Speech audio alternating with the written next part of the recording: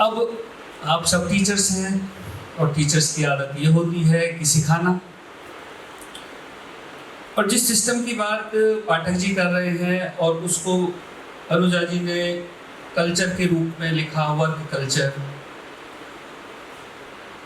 तो किसी भी इंस्टीट्यूट का एक सिस्टम बन जाता है और एक कल्चर बन जाती है।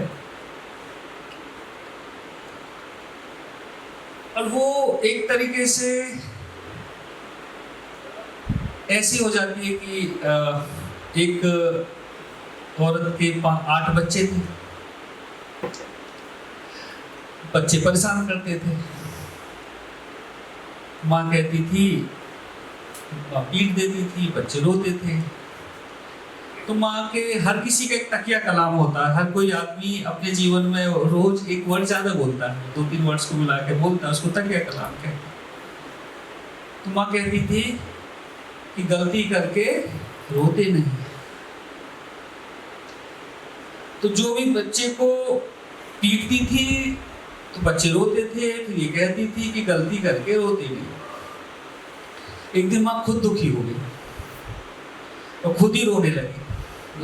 तो जो सबसे छोटी बच्ची थी 5 साल की, वो बोली, माँ गलती करके रोते नहीं।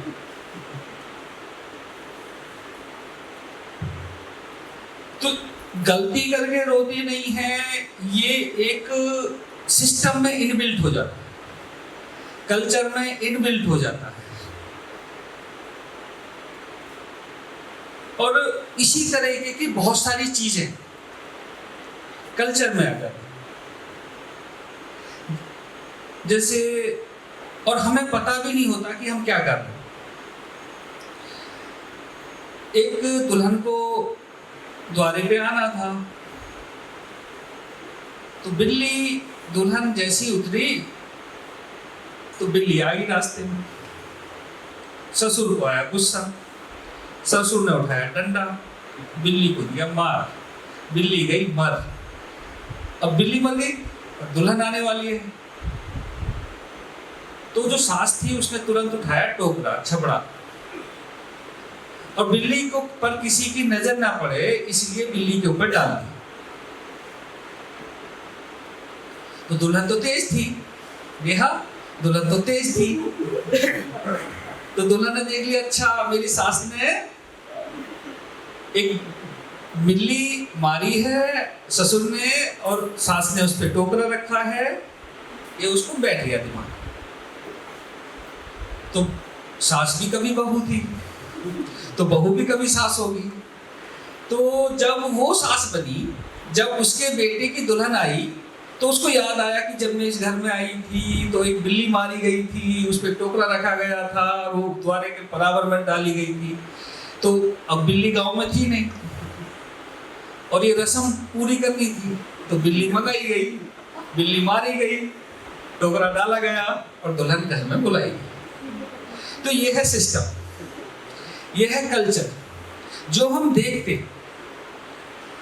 तो हमारे दिमाग में जाने में और अनजाने में वो चीजें चली जाती हैं और जो हम सीखते आए वो ही सिखाते।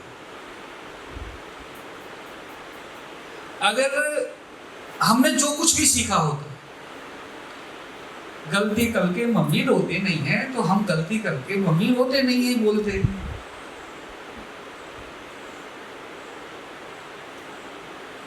आज का जो टॉपिक है टीम बिल्डिंग, किसी भी इंस्टीट्यूट की तरक्की के लिए टीम जरूरी होती है, तो टीम को बिल्ड करना पड़ता है। तो टीम को ऐसा समझ लीजिए, मोटा मोटा, किसी दिन थोड़ा डिटेल में समझाऊंगा। टी से ट्रस्ट, ई से इमोशन, ए से एटीट्यूड और एम से मोटिवेशन। तो जो भी लीडर, या अपने आपको आप मैनेजर समझते हो, तो कोई भी मैनेजर टीम बिल्ड करना चाहता है तो सबसे पहले अपने सबऑर्डिनेट्स का और अपने फॉलोअर्स का क्या गेन करे? ट्रस्ट। और उसके एटीट्यूड को हमेशा पॉजिटिव रखे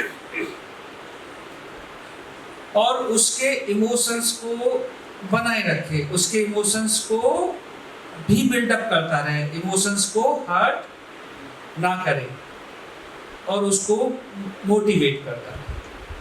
तो मैनेजर के लिए और टीम बिल्डर के लिए ज़रूरी है कि वो ट्रस्ट पैदा करे, इमोशंस को फेविकॉल लगाता रहे। अगर हर्ट किसी ने कर दिए तो मैनेजर का और लीडर का काम क्या है? इमोशंस को फेविकॉल लगाने का, फेविक्विक लगाने का और उसके एटीट्यूड को पॉजिटिव करने का। एटीट्यूड को पॉजिटिव करने की ज़रूरत क्यों है? क्योंकि हम दिन में एक बार कम से कम जरूर नेगेटिव होते हैं। जीवन चक्र जैसे हर किसी के जीवन में एक बार तो जरूर आया होगा या आ जाएगा कि यार जीवन में कुछ नहीं रखा, आत्महत्या कर लेते हैं। या तो किसी के में आ चुका होगा और वो बच गए होंगे। अगर वो 30-40 सेकेंड और 2 मिनट जो होते हैं, इमोशन आया तो 10 सेकेंड के लिए, 30 सेकेंड में कोई आसपास हुआ और 2-3 मिनट में कोई किसी ने संभाल लिया तो आत्महत्या से बच जाते हैं। आत्महत्या वही कर बैठते हैं जो ये 30-40 सेकेंड, जैसे आइडिया आया आत्महत्या का और 30-40 सेकेंड को संभला नहीं मामला तो कर बैठते हैं। यूनान में एक फिलोसोफर था, जैसे हमारे यहाँ निरंकारी होते हैं, राधा स्वामी होते हैं, ये होते हैं, वो होते हैं, तो वो भी उनकी भी एक गद्दी थी। तो उनका एक ये कहते थे सबको कि यार इस दुनिया में कुछ नहीं है। अपने फॉलोअर्स को, किसको कहते थे? फॉलोअर्स को कहते थे कि इस दुनिया में कुछ नहीं है, आत्महत्या कर लेनी चाहिए। और उनके कहने पे लाखों युवकों ने आत्महत्या कर ली। एक निखिल जैसा कोई खोजी पत्रकार कैमरा लेके पहुंच गया, जैसे मुझसे क्वेश्चन करता तो उससे भी कर लिया कि गुरुजी ये बताओ कि आपके कहने से लाखों लोगों ने आत्महत्या कर ली हैं, आप कब करेंगे? गुरुजी बोले मैं अभी देख रहा हूँ जिंदगी में है क्या। तो जो खुद अभी ये 90 साल की उम्र में जो ये देखना चाहते हैं दुनिया कैसी है, जिंदगी में क्या है, वो सबको बता रहे हैं कि जिंदगी में कुछ नहीं है, आत्महत्या कर लेनी चाहिए। तो टीम लीडर भी इस प्रकार के स्टेटमेंट तो नहीं दे रहा है, इसमें कुछ नहीं है, उसमें कुछ नहीं है। और चूंकि टीम टूटने का कारण होता है हमारा जजमेंटल हो जाना। क्या होता है? हम हमेशा जजमेंट देते। कोई आकाश से पाताल तक हमसे कुछ पूछ कर तो देख ले, हम सबको कर देते। कुछ भी पूछ ले, समुद्र का, पहाड़ का, हिमालय का, बर्फ का, पानी का, नासा का, इसरो का, कुछ भी तो पूछे हमसे। हम कभी भी ये कहने की हिम्मत नहीं करते अपने बच्चे से भी मुझे पता नहीं यार, मैं गूगल करके बता दूंगा, पढ़ के बता दूंगा। तो ये जजमेंटल होना टीम के लिए नुकसानदायक है। और जजमेंटल हम क्यों होते हैं? क्यों होते हैं हम जजमेंटल? हम जजमेंटल इसलिए हो जाते हैं कि वो एक थ्योरी है, डेढ़ बुद्धि थ्योरी। क्या है? डेढ़ बुद्धि थ्योरी। एक होती है थ्योरी, एक प्रिंसिपल, किसी के दूसरी क्लास में बताऊंगा थ्योरी क्या होती है, प्रिंसिपल। तो डेढ़ बुद्धि थ्योरी क्या है कि एक बुद्धि तो मेरे पास है और आधी पूरी दुनिया के पास है। तो डेढ़ बुद्धि थ्योरी क्या है? डेढ़ बुद्धि अकल क्या है? एक बुद्धि मेरे पास है और आधी बुद्धि सबके पास है। तो हम सबको क्या समझते हैं? तो दूसरे हमको भी समझते हैं। वो ये ना गुब्बारा अपना अपना ढूंढते हैं। वाराणसी से एक गुरुकुल से 2 स्नातक बन के निकले, जिसको आज की भाषा में ग्रेजुएट कहते हैं। ग्रेजुएट किसको कहते हैं मुझे पता नहीं, लेकिन स्नातक उसको कहते हैं जो स्नान करके निकलता है। स्नान कर लिया जिसका स्नान हो गया वो स्नातक। तो निकले, जा रहे थे कहीं इधर, राजस्थान के राजा वाजाओं के बच्चे। तो रास्ते में वो परंपरा थी कि कहीं ना तो होटल थे, ना 5 स्टार थे, ना 3 स्टार थे, ना टूरिज्म मैनेजमेंट था, तो न तो सराय होती थी। तो वो किसी न किसी गांव में रुकते थे, क्योंकि अतिथि देवो भव हमारा था, हमारा सिद्धांत था। पधारो हमारे देश हमारा सिद्धांत था। कोई घर पे आ जाए तो उसको खिलाने का सिद्धांत था। अपनी खाट ना हो तो खाट मानकर, बिस्तर मानकर उसको सुलाने का सिद्धांत। ये हमारी हैबिट थी और यही हमारी वैल्यू थी, यही हमारी वैल्यू थी और यही हमारा वैल्यू सिस्टम था। ये एक वैल्यू थी, अभी तो हजारों वैल्यूज और है। तो एक राजा के यहाँ रुके वो रात में। तो राजाओं की परंपरा ये होती थी कि कोई भी रात में आता था, रात में नहीं मिलते थे, अगले दिन मिलते थे। तो पहले उनको एक जगह सुलाया गया। तो राजाओं के तो जासूस होते हैं कि ये हैं कौन, कहाँ से आए, क्या बातें करते हैं। तो अगले दिन राजा ने उनको ब्रेकफास्ट पे बुलाया। तो डाइनिंग टेबल पे बैठे, तो राजा के सामने फ्रूट्स आ गए, जो भी राजा खाते थे वो छप्पन भोग आ गए। तो एक इधर बैठा था वो स्नातक और एक इधर बैठा था। तो एक के सामने भूसा और एक के सामने घास। वो तो दोनों देख के खड़े हो गए, राजा ये हमारा अपमान, हम उस गुरुकुल के पढ़े हुए हैं, हम उस विश्वविद्यालय के पढ़े हुए हैं, राजा ना आप ये क्या कर। तो राजा बोला, देखो साहब हमें ना पता आप कौन हो। तो जिसके सामने घास रखी थी उससे बोले कि भाई तुम्हें घास इसलिए रखी कि रात हमारे जासूस ने हमें बताया कि तुम्हारा दोस्त ये कह रहा था कि मेरा दोस्त गधा है, तो मैंने घास रख दिया। और तुम्हारे सामने भूसा इसलिए रखा है कि मेरा ये जासूस ये बता रहा था कि इस तुम्हारे दोस्त ने ये बताया था कि मेरा जो दोस्त है बैल है। तो मुझे नहीं पता कौन है, मैं तो उतना ही तुम्हें जानूंगा जितने तुम्हारे दोस्त बताएंगे। तो हमारा टीम लीडर अपने फॉलोअर्स के बारे में क्या कहता है वही उसके सामने रखा जाएगा।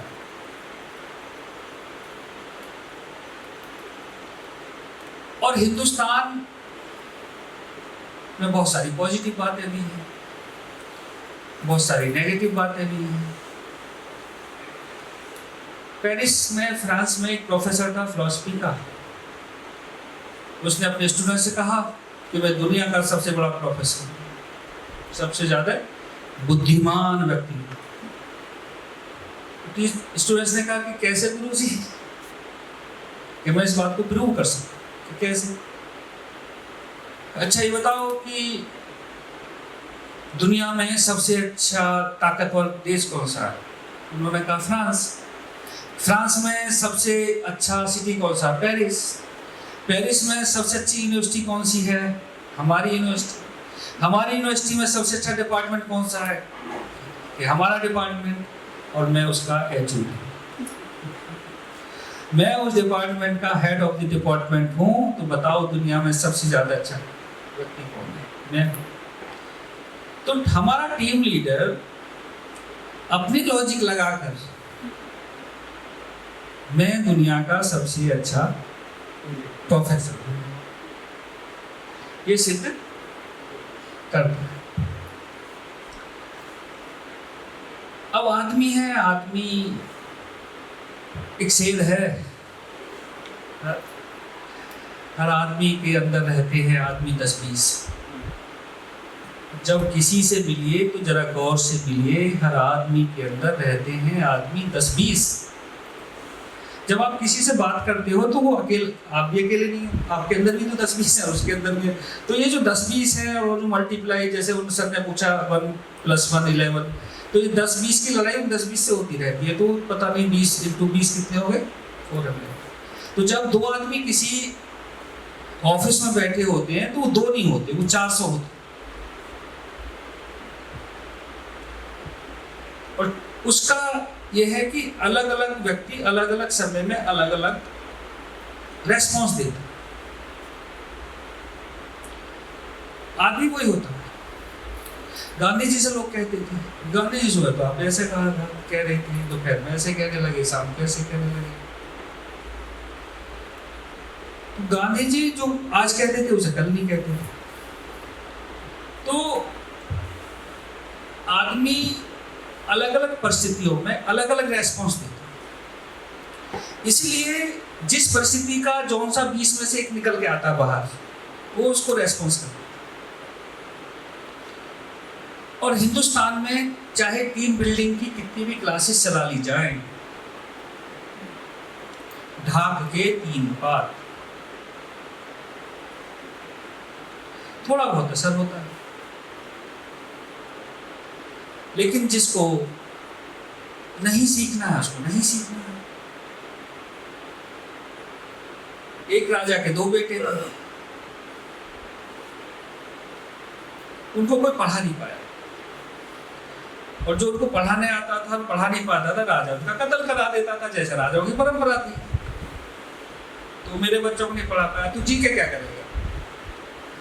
तो तुम में से जैसा कोई टीचर होगा, मास्टर होगा, बोले मैं पढ़ा। तो पांडे जी पहुंच गए, वजी ने कहा भाग जाओ पंडित जी, कत्ल वत्ल कराओगे अपना, बच्चों को नहीं पढ़ा पाओगे। पांडे जी नहीं मैं पढ़ा लूँ, भाग जाओ यहाँ बच्चों को नहीं पढ़ा पाओगे। पांडे जी की जिद से वजीर ने कहा ठीक है पढ़ा लो। तो पांडे जी उन दोनों बच्चों को लेके छत पर चढ़ गए महल की। तो पतंगें उड़ रही थी, तो पांडे जी को उनको पढ़ाना था। पांडे जी एक से बोले कि ये क्या है, ये जो पतंग उड़ रही है इसका रंग क्या है? बोला लाल। इसका कौन सा हरा, इसका कौन सा पीला, इसका कौन सा काला, इसका कौन सा बैंगनी। बच्चे बताते चले गए। पांडे जी का अगला जो क्वेश्चन था वो ऐसी था जैसे मैंने तुमसे पूछा। पांडे जी ने पूछा छोटे वाले से। पांडे जी बोला बड़ा वाला तो जो है बदमाश से छोटे से पूछ लेता, वो छोटे को हैंडल करना आसान है। जैसे हम चने खाते हैं ना, तो पहले कौन सा चना खाते हैं? हाँ, ऐसे क्लास में भी कौन सा स्टूडेंट्स को हम पकड़ते हैं? ठीक है। हाँ, तो उसने कहा, पांडे जी ने कहा कि अच्छा ये बता लल्लू, एक ही लाल पतंग और एक हरी पतंग, तो एक पतंग हो गई ये, एक पतंग हो गई ये, कितनी हो गई? वो बोला 2। अच्छा इसमें काली भी जोड़ दे तो कितनी हो गई? कि 3।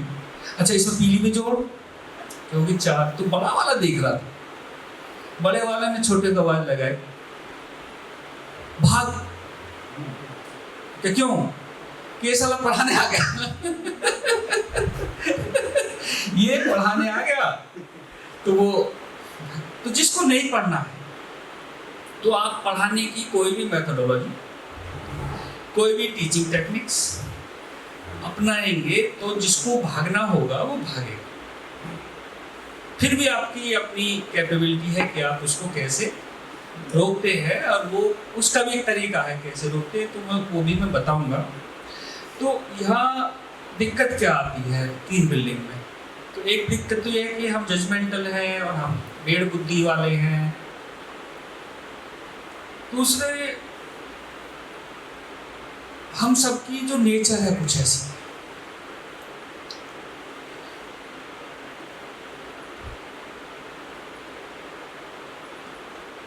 टीम बनाना तो बहुत कठिन काम है। अलग अलग बैकग्राउंड से आते हैं, अलग अलग पढ़ाई होती है, अलग अलग कॉलेजेस होते हैं, माँ बाप अलग होते हैं, सब कुछ अलग अलग होता है।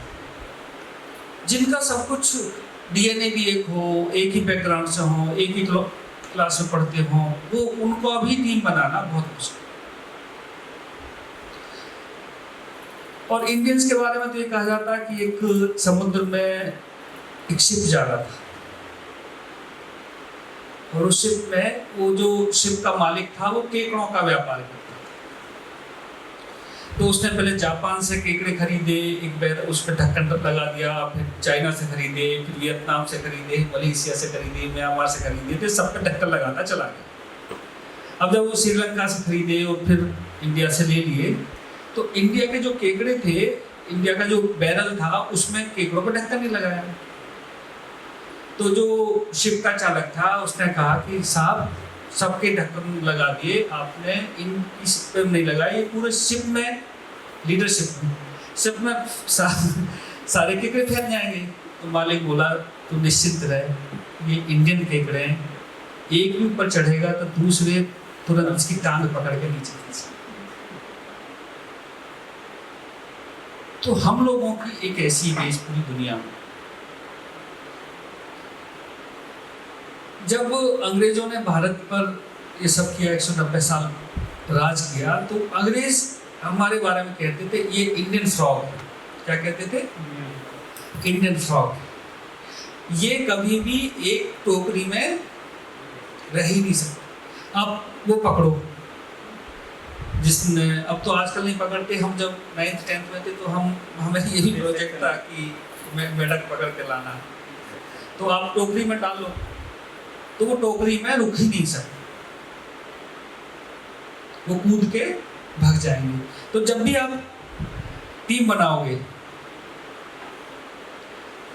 तो आपको केकड़े मिलेंगे, आपको मेंढक मिलेंगे, और हम ये सोचते रहेंगे कि हम ही इंसान हैं और ये सब या तो केकड़ा है या मेंढक है या सांप। हम कभी ये, हमारे दिमाग में ये बात आएगी नहीं, डेढ़ बुद्धि के कारण, डेढ़ अकल के कारण, कि हम भी केकड़े हैं क्या, हम भी फ्रॉग हैं क्या। मेरे एक भाई साहब थे, वो मैं BSc में पढ़ता था, मेरे गया, मैं देखा वो क्या करते थे सुबह सुबह, आजकल बहुत बड़े आदमी है, बड़ा नाम है देश में उनका, तो अब वो जो है एक गमले से पौधे उठा के दूसरे में निकाल देते, लगा देते थे, उसका पौधा उसमें लगा देते थे, एक दिन ये करते थे, अगले दिन क्या करते थे, इस गमले को उठा के वहाँ कर देते थे, उस गमले को उठा के वहाँ रख देते थे, उसको उठा के यहाँ रख देते। अच्छा, मैं वॉच कर रहा था उनको, मैंने कहा भाई साहब आप ये क्या करते हो रोज, उस गमले को उठा के यहाँ रख दिया, उसको उठा के रख दिया। तो उन्होंने का जो उत्तर था वो आप सबके काम आया है। उन्होंने कहा रजनीश मेरी और तो कोई सुनता नहीं है, इन्हीं गमलों को उठा के मैं इधर से उधर रख सकता हूँ।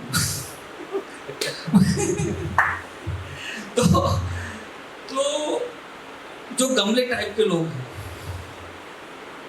वो तो टीम में अच्छा काम करते, और जिस गमले के नीचे दो पैर लग गए वो तो चल पड़ेगा। तो हमारे बारे में ये कहा जाता है कि हम हिंदुस्तानी कभी किसी काम को मिलकर नहीं कर सकते। दुनिया में कोऑपरेटिव मूवमेंट सब जगह सफल हुआ, भारत को छोड़कर। पढ़ते मैनेजमेंट में, इकोनॉमिक्स में पढ़ते कोऑपरेटिव मूवमेंट, लेकिन भारत में ही असफल हुआ। क्यों? क्योंकि कोऑपरेशन हमारे हैबिट्स में नहीं है, हमारी कल्चर में नहीं है, हमारे सिस्टम में नहीं है। कोऑपरेशन हम जानते ही नहीं है। आप कोऑपरेशन इतना जानते हैं कि दूसरा आदमी यार वो मुझे कोऑपरेट नहीं कर रहा, किसी से बोलो वो कोऑपरेट नहीं कर रहा, वो क्या है, वो कैसा है, वो भी कोऑपरेट नहीं कर, वो भी नहीं कर रहा कोऑपरेट। और तुम, अच्छा मैं अपने बारे में सोचता हूँ मैं कर रहा हूँ। ये ऐसी बात हो गई जैसे लक्ष्मी अपनी रिश्तेदार से कहें, लक्ष्मी को छोड़ दो तुम्हें पकड़ ले, ये अपने रिश्तेदार से कहें कि जब तुम हमारे घर आओगे तो क्या लेकर आओगे, मतलब क्या गिफ्ट लेकर आओगे। वो कहेगा मैं ये लेकर आऊंगा, वो लेकर, अच्छा उसने बता दिया, वो लेकर भी आएगा। तो अब जब मैं तुम्हारे घर आऊंगा तो मुझे क्या खिलाओगे?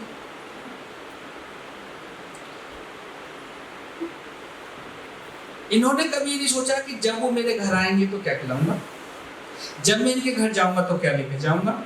ये तो डेढ़ बुद्धि अकल में आते ही नहीं है। डेढ़ बुद्धि में क्या आते हैं कि जब तुम हमारे घर आओगे तो क्या लेकर आओगे, और जब मैं तुम्हारे घर जाऊंगा तो क्या खिलाओगे। इस कारण टीम बिल्डिंग नहीं होती, इस कारण रिश्तेदारी नहीं चलती। रिश्तेदारी टूटने का कारण ही होता है। टीम बिल्डिंग नहीं होने पाने का कारण ये होता है। तो हमारे बारे में कहा जाता है कि हम केवल एक जगह टीम बनाते हैं। वो मेरा क्वेश्चन था तुमसे, लेकिन अभी पूछता नहीं, समय होने वाला। हम केवल एक जगह टीम के रूप में काम करते हैं, अब वो है जब किसी की और एक ही दिशा में हम काम करते हैं। टीम मतलब एक दिशा में काम करने वाली है। केवल हिंदुस्तान में एक ही समय में लोग एक ही दिशा में मुंह करके एक ही दिशा में चलते हैं, वो होता है जब किसी की अर्थी उठाकर ले जाते हैं। तब सबके मुंह एक तरफ होते हैं, तब सबके पैर एक तरफ होते हैं, तब सबका गोल, सबका टारगेट जो टीम का होता है वो सब एक ही होता है। तो डेढ़ बुद्धि का सिद्धांत छोड़ेंगे और ये सब इसको एनालिसिस करेंगे। मुझे लगता है कि समय हो गया है, तो कल फिर मिलेंगे। जो आज छूटेगा उसको कल कवर करेंगे। बहुत बहुत धन्यवाद।